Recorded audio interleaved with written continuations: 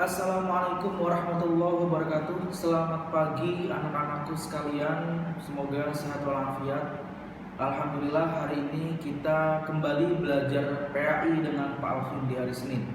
Insya Allah materi yang akan Pak Alvin sampaikan di sini adalah tentang tata cara bersuci dari hadas kecil. Nah, kemarin kita sudah belajar apa itu hadas kecil dan hadas besar. Nah, kali ini kita akan belajar tentang bersucinya. Kemarin juga kita sudah tahu bahwa bersuci dari hadas kecil itu adalah dengan berwudu. Makanya pada materi Pak Alvin kali ini Pak Alvin akan menyampaikan bagaimana tata cara berwudu dengan baik dan benar. Baik anak-anak, mari kita buka dengan bacaan doa terlebih dahulu. Ala hadhihi wa ala kulli niyatin shalihah. Al-Fatihah. A'udzubillahi minasyaitonir rajim. Bismillahirrahmanirrahim. Alhamdulillahirabbil alamin. Arrahmanir rahim. Maliki yaumiddin. Iyyaka na'budu wa iyyaka nasta'in. Ihdinas siratal mustaqim. Shiratal ladzina an'amta 'alaihim ghairil maghdubi 'alaihim waladdallin. Rabbil ighfirli wa liwalidayya amin. Allahumma inna nas'aluka 'ilman nafi'an wa rizqan thayyiban wa 'amalan mutaqabbalan ya rabbal alamin. Baik anak-anak, silakan kalian dilihat kembali buku paketnya. Nah, nanti di situ kalian akan menemukan ada rukun wudhu dan sunnah wudhu. Silakan kalian baca sendiri. Nah, kemudian Pak Alvin akan menyampaikan melalui video tampilan bagaimana rukun dan wudhu ini diterapkan dalam tata cara berwudhu dalam kehidupan sehari-hari. Ya, silakan anak-anak saksikan melalui video Pak Alvin berikut ini. Nah, yang pertama adalah membasuh kedua telapak tangan. Ini adalah kesunahan wudhu. Jadi anak-anak boleh melakukan atau tidak ya.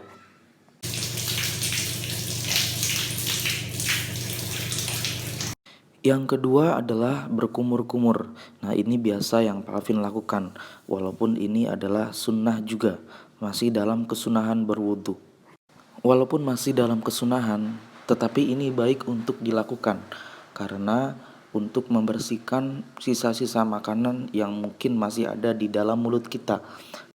Karena jika ketika sholat nanti sisa-sisa makanan itu masih ada di mulut kita, kemudian kita telan, maka sholat kita akan batal. Makanya bisa disiasati dengan dibersihkan melalui kumur-kumur. Jadi walaupun sunnah itu sangat dianjurkan, apalagi kita merasa masih ada sisa-sisa makanan yang ada di mulut kita. Nah, kumur-kumur ini dilakukan sebanyak 3 kali.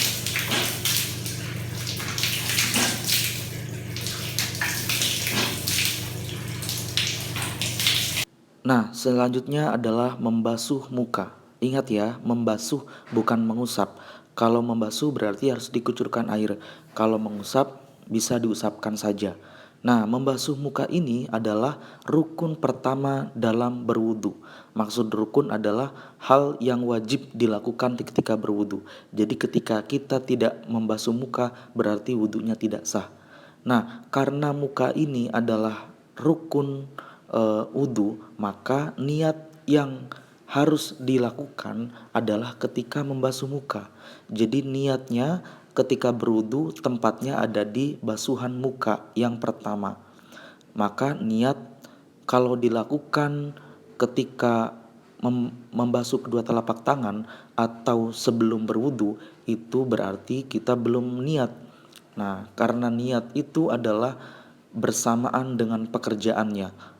Niat itu adalah muqtaronan bi fi'lihi, bersamaan dengan pekerjaannya. Maka niat itu dilakukan ketika basuhan muka, yaitu basuhan rukun yang pertama dalam berwudu. Nah, ketika membasuh muka ini silakan niat dalam hati. Saya niat berwudu untuk menghilangkan hadas kecil karena Allah Ta'ala. Kemudian lakukan sebanyak 3 kali.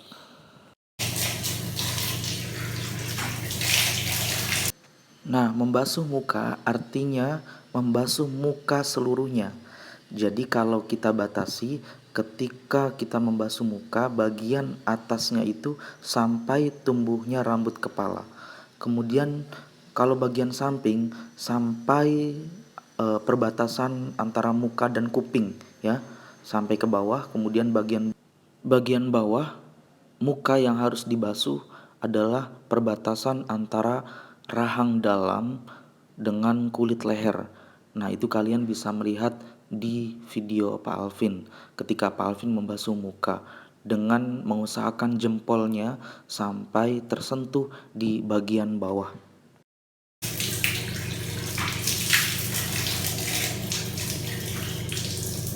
Nah, selanjutnya membasuh kedua tangan. Disunahkan untuk memulai tangan kanan terlebih dahulu ya. Kemudian untuk batasannya itu sampai siku ya. Kalau bisa ketika membasuh untuk menjaga-jaga bisa dilebihkan. Jadi tidak harus pas dengan siku. Jadi bisa dilebihkan sedikit. Itu untuk menghindari kekurangan dalam membasuh batasan tangan. Kemudian silakan lakukan sebanyak 3 kali. Didahulukan dengan tangan kanan 3 kali, kemudian tangan kiri 3 kali.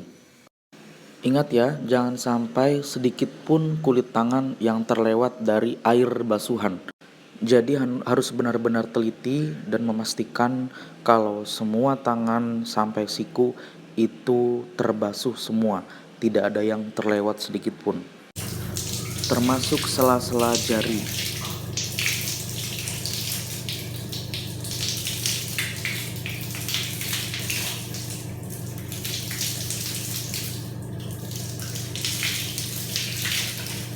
Selanjutnya adalah mengusap sebagian kepala.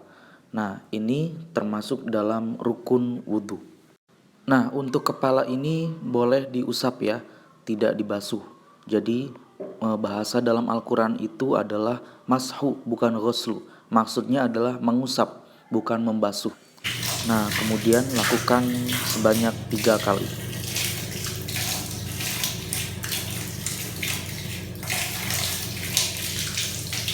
Nah, ini adalah membasuh kuping ya selanjutnya. Tadi Pak Alvin sudah melakukan di yang sebelah kanan, ini yang sebelah kiri adalah membasuh kuping. Nah, ini termasuk dalam sunnah wudhu, jadi boleh dilakukan atau tidak dilakukan.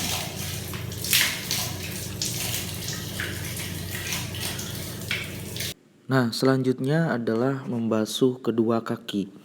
Batasan membasuh kedua kaki adalah sampai mata kaki. Nah, seperti biasa, kalau bisa sampai melebihi mata kaki ya, untuk menjaga-jaga agar tidak kurang dari batasan mata kaki atau batasan membasuh kaki. Jadi untuk mensiasati hal itu, ketika membasuh kaki silakan dilebihkan seperti membasuh kedua tangan. Nah, cara membasuhnya silakan dahulukan yang kanan 3 kali, kemudian yang kiri 3 kali.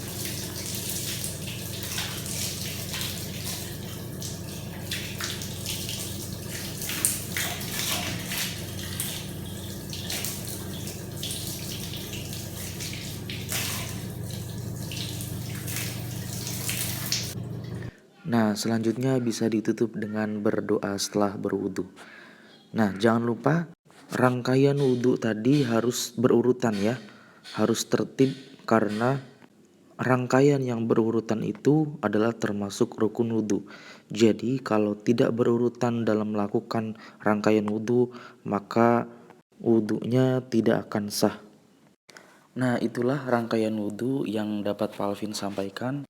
Pak Alvin ingin menyampaikan, walaupun dalam rangkaian tadi terdapat rangkaian yang merupakan sunnah wudhu, namun alangkah baiknya semuanya harus dilakukan walaupun yang sunnah, karena sunnah itu untuk menyempurnakan wudhu kita agar lebih sempurna.